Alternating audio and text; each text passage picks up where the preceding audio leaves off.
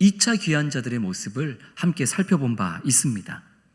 에스라와 2차 귀환자들이 그렇게 예루살렘에 잘 도착해 보니 자신들보다 오래전에 먼저 도착했었던 1차 귀환자들이 무너진 예루살렘 성전은 잘 건축을 해 놓았어요. 1차 귀환자들이 이 성전을 잘 재건해 놨구나. 그것은 보았는데 가만히 보니까 성전 건물은 멀쩡한데 각자의 삶의 자리에서 움직이는 성전으로, 살아 숨쉬는 성전으로 살아가야 할 이 이스라엘 백성들 개개인의 삶과 가정들은 완전히 와르르 무너져 있는 상태라는 것을 귀환한 에스라가 발견하게 되었던 것이죠. 예루살렘에 도착한 에스라에게 어떤 보고가 들려왔는지 우리 1절과 2절 말씀을 우리 세번역 성경으로 화면을 보면서 같이 읽겠습니다. 이러한 일들을 마친 다음에 지도자들이 나에게 와서 말하였다. 이스라엘 백성은 제사장이나 레위 사람들마저도 이방 백성과 관계를 끊지 않고 가나안 사람과 헷 사람과 브리스 사람과 여부스 사람과 암몬 사람과 모압 사람과 이집트 사람과 아모리 사람이 하는 역겨운 일을 따라서 합니다.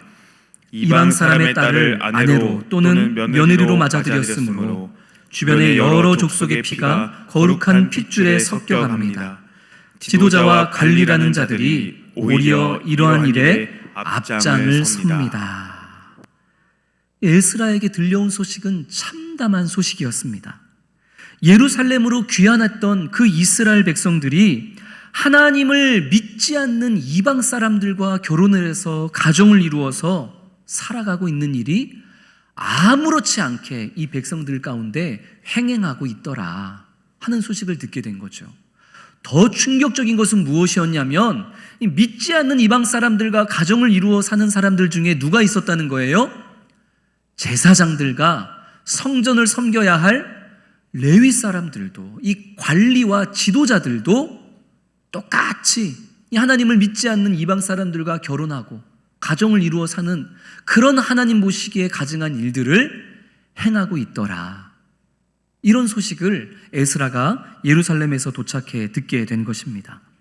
일찍이 하나님께서는 유대인들에게 말씀하시기를 이방 사람들에게 너희의 자녀들을 주지 말아라 라고 하나님이 명령하신 바 있습니다. 다만 하나님께서 이 명령하신 것은 유대인들이 다른 민족들보다 특별하고 뛰어난 민족이기 때문에, 유대인들이 다른 민족들보다 더 뛰어난 유능한 DNA를 가지고 있기 때문에 니들끼리 순수 혈통을 지켜내라, 그런 의미에서 하나님이 이방 사람들과 결혼하지 말아라 명령하신 것은 아닙니다. 실제로 이방인들 중에서도 여호와 하나님에 대한 분명한 신앙의 고백이 있었던 이방인들은 유대인 공동체의 가족의 일원으로 받아들여지고는 했습니다. 여리고성의 라합, 그리고 모압 여인 룻. 이 라합과 룻은 이방 사람들이었지만 그러나 여호와 하나님에 대한 분명한 신앙의 고백이 있었기에 이 이방 여인들은 유대인의 가족으로서 허락을 받을 수 있었고 공동체의 일원이 될 수 있었고, 심지어 이 라합과 룻은 예수님의 족보에도 올라가는 그런 이방 여인임에도 불구하고 그런 영광을 얻을 수 있었던 자들이 되지 않았습니까? 그러니까 하나님께서 유대인들에게 너희 자녀들을 이방인들에게 주지 말아라 라고 명령하셨던 것은 너희의 혈통을 유지해라 그런 의미가 아니라, 아무런 주관도 없이 옳고 그름에 대한 기준도 없이 분별도 없이 너희가 믿지 않는 이방 사람들과 결혼하고 가족으로 맞이하다 보면 너희의 그 신앙과 너희의 그 믿음, 여호와 하나님을 믿는 그 모든 것이 무너져 내릴 수 있기에 오히려 아무런 기준 없이 이방 사람들과 결혼했다가 믿음만 잃어버리고 그 이방신들을 믿게 되는 이런 최악의 결과가 이루어질 수 있기 때문에 너희는 그것을 경계해야 된다라는 말씀으로 하나님이 너희의 자녀들을 이방인에게 주지 말아라 하고 경고하셨던 것이죠. 안타깝게도 오늘 본문의 이스라엘 백성들은 지금 후자에 속해 있습니다. 온 백성들이 지금 이방 사람들을 만나서 가정을 이루고 있는데, 그들이 가정을 이루고 있었던 이방 사람들은 라합이나 룻처럼 여호와 하나님에 대한 신앙 고백이 있었던 이방인들이 아니었습니다. 여호와 하나님을 인정하지 않고 여전히 자기가 믿던 자신들 민족의 이방신들을 믿고 따르고 그 이방의 관습대로 살아가던 자들, 지금 이 예루살렘 백성들이 그런 이방인들과 함께 결혼을 하고 통혼을 하고 가정을 이루어 살아가고 있었던 것이죠. 심지어 누구도요? 제사장들과 레위 사람들마저도, 관리와 지도자들마저도 그런 일을 행하고 있었다라는 이 기가 막힐 소식을 에스라가 듣게 되었던 것입니다. 이 비참한 소식을 들은 에스라가 어떤 반응을 보였는가? 3절 4절 우리 같이 읽겠습니다. 내가 이 일을 듣고 속옷과 겉옷을 찢고 머리털과 수염을 뜯으며 기가 막혀 앉으니, 이에 이스라엘의 하나님의 말씀으로 말미암아 떠는 자가 사로잡혔던 이 사람들의 죄 때문에 다 내게로 모여오더라. 내가 저녁 제사 드릴 때까지 기가 막혀 앉았더니. 이 기가 막힌 소리를 들은 에스라가 어떤 반응을 보여요? 다리에 힘이 풀려서 주저앉아 버린 거예요. 기가 막혀서 주저앉아 버렸습니다. 저녁 제사가 될 때까지 그 앞에 주저앉아 버렸습니다.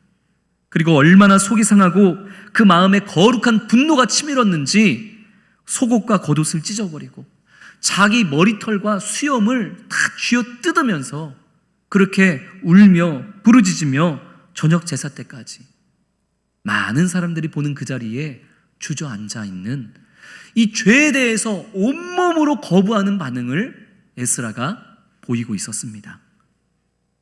그 에스라의 모습을 보는 예루살렘 백성들의 분위기가 어땠을까요?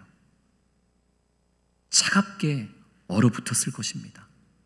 아니, 지금까지는 아무도 이것을 문제 삼지 않았는데 이방 사람들하고 내가 결혼을 하든, 그리고 내가 결혼해서 나와 결혼한 그 이방 여인, 이방 남편, 이방 며느리의 신들을 내가 하나님도 섬기고 그들도 섬기고 이방 관습에 따라 살든 말든 지금까지 아무도 나한테 뭐라고 하는 사람이 없었는데, 심지어 제사장도 나한테 뭐라고 안 하고 지도자들도 나한테, 관리들도 뭐라고 안 하고, 가만히 보니까 그들도 나랑 똑같이 다 자기들도 이방 사람들을 하고 결혼해서 하나님도 섬기고 이방신도 겸하여 섬기는 일들을 하고 있었는데, 그래서 이게 아무런 문제가 되지 않았는데 어느 날 에스라라는 한 사람이 나타나더니 지금까지 우리가 해왔던 이 죄악에 대해서 온몸으로 거부 반응을 보이며 옷을 뜯고 수염을 뜯고 머리를 쥐어 뜯으며 하나님 앞에 부르짖으니,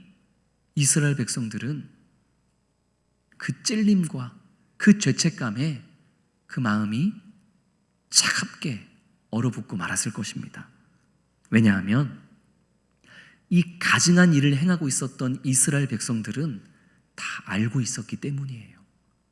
지금 자신들이 이방 사람들과 결혼을 하고 하나님과 그 이방의 신들을 겸하여 예배하는 것, 이것이 하나님 앞에 얼마나 가증하고 범죄인지를 모르는 이는 없었을 것입니다.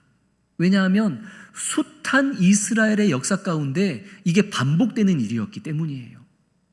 늘 이스라엘 백성들이, 조상들이 하나님만 섬기지 않고 주변 이웃 나라들의 신들을 섬기고 이방 나라들의 관습에 따라 살다가 결국 하나님의 진노와 심판을 받고, 그러다가 나라 빼앗기고 나라 멸망하고 그러다가 포로로 잡혀가고, 하지만 하나님의 은혜로 말미암아 이제 다시 예루살렘으로 돌아왔는데 똑같은 죄를 지금 이들이 범하고 있기에 이들은 자신들이 분명 하나님 앞에 죄를 범하고 있다는 것을 모를 리가 없었다라는 것입니다. 하지만 하나님을 생각하면 하지 말아야 되는 일이 맞는데 주변 사람들을 보니까 해도 괜찮을 것 같은 거예요. 아니, 성경을 보니까 이건 하나님이 미워하시는 일인데, 이건 죄인데, 하면 안 되는데 싶다가도 눈을 들어서 주변 사람들을 보니까, 제사장들을 보니까, 레위 사람들을 보니까 저들도 똑같이 죄를 범하고 있는 것을 보니까 나도 해도 되겠다 싶었던 거죠. 기준을 하나님에게 두지 않고 어디에 두는 거예요? 사람에게 두다 보니까 죄가 죄처럼 여겨지지 않는 그런 죄의 둔감한 상태가 되어버렸던 것입니다. 오늘날에도 마찬가지죠. 우리가 성경의 말씀을 읽다 보면 하나님이 사랑하는 그 형제 자매를 마음으로도 미워하지 말아라. 마음으로 미워하는 것도 살인이다. 우리 이 말씀 다 알잖아요. 그래서 우리 서로에 대해서 욕하거나 정죄하거나 미워하면은 그게 하나님 앞에 죄가 된다는 거 모르는 사람이 어디 있어요? 교회 다니는 사람 중에. 근데 하나님을 생각하고 성경을 생각하면 그러면 안 되는 줄은 알겠는데, 목사를 만났더니 목사가 먼저 이 사람은 이래서 문제고 저 사람은 저래서 문제고, 목사 입에서 막 사람들에 대한 평가가 나오는 거예요. 장로를 만나고 권사를 만나고 구역 모임을 가도 서로 교회 다니는 사람들끼리 뒷담화를 하고 욕을 하고, 그게 자연스러운 분위기가 되다 보니까 오늘 이 예루살렘 백성들과 똑같이 죄인 줄 알면서도 죄처럼 안 느껴지는 그런 상황이 되는 것입니다. 성경을 보면 죄가 맞아. 근데 주변 사람을 보니까 그 정도는 죄도 아니야. 그러니까 나도 해도 돼. 이런 분위기가 만들어지는 것이죠. 지금 예루살렘 백성들이 똑같은 분위기와 상황이었던 거예요. 죄인 줄 알면서도 제사장도 그러고 레위 사람도 그러고 내 옆집 사람도 그러니까 죄인 줄 알면서도 죄가 아닌 것처럼 이방 사람들을 만나 결혼하고 또 그런 혼합주의 신앙으로 살아가고 있었던 것입니다. 제가 담임 목회를 시작하면서 많은 신앙의 선배들이 이런 말씀을 하세요. 담임 목사가 똑바로 서야 성도들이 똑바로 선다. 맞는 말인데 근데 틀린 말이기도 해요. 당연히 담임 목사가 정신을 차리고 말씀의 진리 위에 똑바로 서 있어야 함께하는 성도들도 똑바로 나아갈 수 있겠죠. 하지만 보다 원론적으로 표현하자면, 혹 담임 목사가 정신 못 차려도 성도들은 어떻게 해야 돼요? 정신 차려야죠. 왜냐하면 우리 수원성심교회의 기준은 담임 목사가 아니라 무엇이기 때문에? 하나님의 말씀이기 때문에. 물론 담임 목사도 성도도 똑같이 정신 차려야 되지만, 혹 담임 목사가 정신 못 차리더라도, 교육자가 정신 못 차리더라도 우리 성도님들은 우리 목사도 저런데 나도 그냥 막 살아야겠다가 아니라, 우리 목사는 좀 부족해도 하나님의 말씀은 이것이니 말씀대로 살아야겠다 고백하고 실천하는 우리 성도님 되시기를 주님의 이름으로 축원합니다. 죄인 줄 알면서도 이 악한 주변 상황을 보면서 자신도 그 죄에 아무렇지 않게 스스로를 내어주고 있는 그런 예루살렘 백성들의 모습을 보면서 에스라는 온몸으로 그것이 얼마나 잘못된 것인지를 표현했습니다. 그 모습을 보면서 이스라엘 백성들도 마음에 큰 찔림과 충격을 받은 것이죠. 제가 가장 감명 깊게 봤던 이 한국 드라마 중에 미스터 션샤인이라는 그런 드라마가 있습니다. 정말 시간만 된다면 제가 다시 1편부터 끝편까지 다시 한번 몰아서 보고 싶은 그런 드라마예요.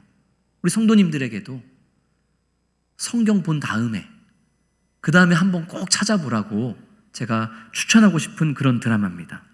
미스터 션샤인이라는 이 드라마는 일제강점기를 배경으로 한 그런 드라마입니다. 이 남자 주인공은 어렸을 적 조선의 노비로 태어나 비참한 생활을 하던 사람이었는데, 한 선교사님의 도움으로 어렸을 적에 이 남자 주인공이 미국으로 건너가게 돼요. 그리고 미국에서 성장한 이 주인공이 미국 군대 장교가 되어서 일제강점기 조선 땅에 돌아오게 되면서 시작되는 드라마입니다. 미군의 신분으로 조선 땅에 다시 들어왔지만, 그러나 독립군들을 도와서 나라의 독립에 또 이바지하는 그런 일들이 주요 스토리고, 또 그 가정 가운데 이 주인공이 또 애기씨하고 또 이렇게 서로 콩냥콩냥 사랑의 또 이 일들이 이루어지는 게 이게 이 드라마의 전체적인 내용인데요. 이 남자 주인공이 고종을 모시는 국내 대신에게 이런 대사를 합니다. 정말 명대사인데, 빼앗길지언정 내어주지는 마시오. 빼앗긴 것은 다시 찾을 수 있으나 내어준 것은 되돌릴 수 없소. 나라를 향해 그 얘기를 합니다. 우리가 힘이 없어서 지키려다가 힘이 없어서 일본에게 나라를 빼앗길 수는 있지만, 하지만 지키려다가 빼앗긴 것은 어떻게 할 수 있다고요? 되찾을 수 있다고. 하지만 지킬 생각도 안 하고 그냥 내 손으로 내어줘 버리면 그 내어준 것은 어떻게 된다고요? 되찾을 수 없다고, 돌이킬 수 없다고. 이 명대사는 오늘을 살아가는 우리 한국교회와 우리 성도들이 우리 스스로에게 적용해 보아야만 하는 그런 말씀입니다. 아무리 우리 주변이 악한 분위기와 악한 세력들로 가득하다 할지라도, 내 주변에 우리 교회에 아무리 눈 씻고 찾아봐도 모범이 될 만한 사람이 없다 할지라도, 그렇다 하더라도 나 자신을 죄의 자리에 내어주어서는 안 되는 것이죠. 목사가 저러니까, 장로가 저러니까, 권사가 저러니까, 오늘날 기독교가 그냥 이 상태가 되었으니까 나도 그냥 죄에 나 자신을 그냥 막 내어주면서 아무렇게나 살겠다, 그랬다가는 다시 믿음을 찾기란 요원한 일이 되어버리고 만다는 것이죠. 아무리 우리 주변 상황이 힘들고, 아무리 우리 주변에 모범이 되고 신뢰할 만한 사람이 없다 할지라도, 그럼에도 불구하고 우리는 오직 하나님만을 기준 삼아 우리의 믿음을 지켜야만 할 줄로 믿습니다. 빼앗길지언정, 세상으로부터 어리석다고 바보 같다고 손가락 당할지언정, 우리가 끝까지 나 혼자만이라도 진리를 붙잡고 살아갈 때에 우리 하나님께서 우리로 하여금 그 진리를 빼앗기지 않도록 인도하여 주실 줄로 믿습니다. 아니 혹 힘에 붙여서 빼앗긴다 할지라도 우리 하나님께서 그 빼앗긴 것을 도로 되찾게 하실 것이며, 다시는 그 진리를 빼앗기지 않도록 영육간에 더욱더 강건함으로 우리를 지키시고 인도하여 주실 줄로 믿습니다. 우리 양옆에 계신 분들에게 이런 믿음의 고백으로 인사합니다. 빼앗길지언정 내어주지는 맙시다. 인사하겠습니다. 할렐루야. 에스라는 그렇게 온갖 죄에 자신을 마음껏 내어주고 있는 이 예루살렘 백성들의 모습을 보면서 괴로움으로 몸부림을 쳐서 그 자리에 주저앉아 버렸습니다. 울며 불며 주저앉아 어떻게 우리 예루살렘이 백성들이 이럴 수가 있겠냐고 소리소리 질렀겠죠. 그런데 그 모습을 보던 이스라엘 백성들 가운데 작은 움직임이 일어나기 시작합니다. 어떤 움직임이 일어났을까요? 우리 4절 말씀 같이 읽겠습니다. 이에 이스라엘의 하나님의 말씀으로 말미암아 떠는 자가 사로잡혔던 이 사람들의 죄 때문에 다 내게로 모여오더라. 내가 저녁 제사 드릴 때까지 기가 막혀 앉았더니. 아멘. 이 죄로 인해서 에스라가 기가 막혀 하면서 부르짖으면서 주저앉아 있는 모습을 보았던 한 사람 두 사람이 어떻게 하기 시작해요? 에스라에게 모여들기 시작하는 거예요. 한 사람, 두 사람, 세 사람, 네 사람, 에스라에게 모여들기 시작하는 거예요. 어떤 사람들이 에스라에게 모여들었나 하고 봤더니 어떤 사람들이 모여들었다고 4절이 고백합니까? 하나님의 말씀으로 말미암아 떠는 자들, 하나님의 말씀으로 떨고 있는 자들이 죄에 대해서 온몸으로 거부하고 있었던 에스라에게 하나 둘 모여들기 시작했던 거예요. 아이고, 신앙생활 열심히 하다가 나 사회로부터 도태되면 어떻게 하지? 너무 교회 하다가 우리 애들 성적 떨어지면 어떻게 하지? 아, 내가 사람들하고 그냥 이런저런 모임 갖지 못해가지고 내 사업에 어려움이 생기면 어떻게 하지? 세상 일로 말미암아 두려워 떠는 자들은 모이지 않았어요. 세상 일로 말미암아 떠는 자들은 그냥 그 죄의 자리에 있었어요. 무엇으로 말미암아 떠는 자들만 모인 거예요?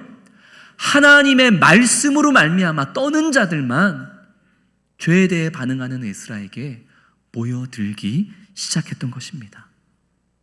물론 이들은 에스라가 등장하기 전까지는 이 죄에 익숙하고 죄의 우호적인 사회적 분위기 속에서 아무 소리도 내지 못했던, 어쩌면 비겁한 사람들이었습니다. 하나님의 말씀으로 말미암아 이건 아닌데, 이러면 안 되는데, 분별력은 있었지만 에스라처럼 표현은 못했던 사람들이에요. 하지만 에스라가 나타나 이건 아니지 않냐고, 이건 하나님 앞에 분명한 죄이지 않냐고, 우리 이러면 안 되는 거 아니냐고 온몸으로 선포했을 때 말씀으로 떨고 있던 자들이 용기 내어 하나 둘 모이기 시작했던 것입니다. 성도 여러분, 이게 교회입니다. 이게 교회인 줄로 믿습니다. 죄를 죄라고 온몸으로 거부하며 소리낼 수 있는 에스라. 아니, 에스라처럼 용기 있게 담대하게 그렇게 많은 사람들 앞에 죄를 선포할 수 없다면 함께 모이기라도 해서 하나님만이 우리의 기준이 되어져야 하고 죄를 멀리 해야 된다고 우리가 연합하여 소리를 낼 수 있는 그런 공동체, 우리 수원성심교회가 그런 믿음의 공동체가 되기를 주님의 이름으로 축원합니다. 그렇게 모여진 자들과 함께 에스라는 겉옷과 속옷이 다 찢겨진 그 상태로 두 팔을 하나님을 향해 올려들고서는 간절히 기도합니다. 5절의 말씀이죠. 5절부터 15절까지는 그렇게 에스라가 모여든 사람들과 함께 하나님께 기도했던 기도의 내용들, 기도의 제목들입니다. 무엇으로 어떻게 기도했을까요? 우리 화면을 보면서 6절 말씀을 세 번역으로 같이 읽겠습니다. 하나님, 너무나도 부끄럽고 낯이 뜨거워서 하나님 앞에서 차마 얼굴을 둘 수 없습니다. 우리가 지은 죄는 우리 스스로가 감당할 수 없을 만큼 불어났고 우리가 저지른 잘못은 하늘에까지 닿았습니다. 아멘. 에스라가 함께 모여진 자들과 하나님 앞에 나아가 회개의 기도를 드리는 거예요. 부끄럽고 낯이 뜨거워서 제가 하나님께 얼굴을 둘 수 없습니다. 회개하며 기도합니다. 그런데 에스라의 기도를 다시 한번 살펴보면 에스라가 뭐라고 고백해요? 우리의 죄가 너무나 커서, 우리의 잘못이 하나님 앞에 너무나 커서 내가 하나님을 바라볼 수가 없습니다. 이렇게 고백하죠. 이상하지 않아요? 이게 왜 우리의 죄입니까? 이게 왜 에스라의 죄예요? 에스라는 죄 짓지 않았잖아요. 에스라는 예루살렘 백성과는 달리 이방 여인과 통혼하지 않았잖아요. 그러니까 정확하게는 에스라가 저들이 죄를 지었습니다.